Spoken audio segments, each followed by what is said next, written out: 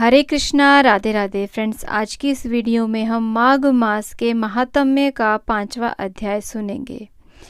दत्तात्रेय जी कहते हैं कि हे राजन, एक प्राचीन इतिहास कहता हूँ। भृगुवंश में ऋषिका नाम की एक ब्राह्मणी थी जो बाल्यकाल में ही विधवा हो गई थी। वह रेवा नदी के किनारे विंध्याचल पर्वत के नीचे तपस्या करने लगी। वह जितेंद्रिय, सत्यवक्ता, सुशील, दानशील तथा तप करके देह को सुखाने वाली थी। वह अग्नि में आहुति देकर उच्च वृत्ति द्वारा छठे काल में भोजन करती थी। वह वल्कल धारण करती थी और संतोष से अपना जीवन व्यतीत करती थी। उसने रेवा और कपिल नदी के संगम में 60 वर्ष तक माघ स्नान किया और फिर वहीं पर ही मृत्यु को प्राप्त हो गई। माघ स्नान के फल से वह दिव्य 4000 वर्ष तक विष्णु लोक में वास करके सुंद और उपसुंद दैत्यों का नाश करने के लिए ब्रह्मा द्वारा तिलोत्तमा नाम की अप्सरा के रूप में ब्रह्मलोक में उत्पन्न हुई।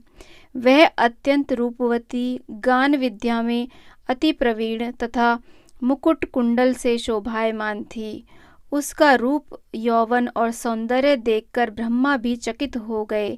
वह तिलोत्तमा रेवा नदी के पवित्र जल में स्नान करके वन में बैठी थी। तब सुंद व उपसुंद के सैनिकों ने चंद्रमा के समान उस रूपवती को देखकर अपने राजा सुंद और उपसुंद से उसके रूप की शोभा का वर्णन किया और कहने लगे कि कामदेव को लज्जित करने वाली ऐसी परम सुंदरी स्त्री हमने कभी नहीं देखी। आप भी चलकर देखें।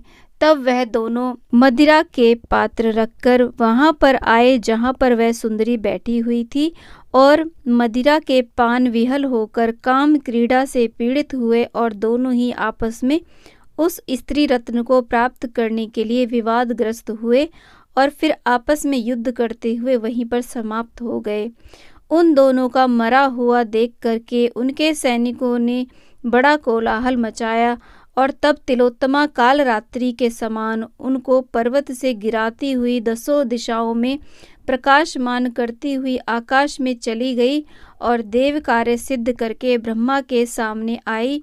तो ब्रह्मा जी ने प्रसन्नता से कहा कि हे चंद्रवती, मैंने तुमको सूर्य के रथ पर स्थान दिया। जब तक आकाश में सूर्य स्थित है, नाना प्रकार के भोगों को भोगो। सो हे राजन, वह ब्राह्मणी अब भी सूर्य के रथ पर माघ मास स्नान के उत्तम भोगों को भोग रही है। इसलिए श्रद्धावान पुरुषों को उत्तम गति पाने के लिए यत्न के साथ माघ मास का स्नान विधि पूर्वक करना चाहिए। इस प्रकार से माघ मास के महात्म्य का 5वां अध्याय संपूर्ण होता है। तो बोलिए कृष्णचंद्र भगवान की जय।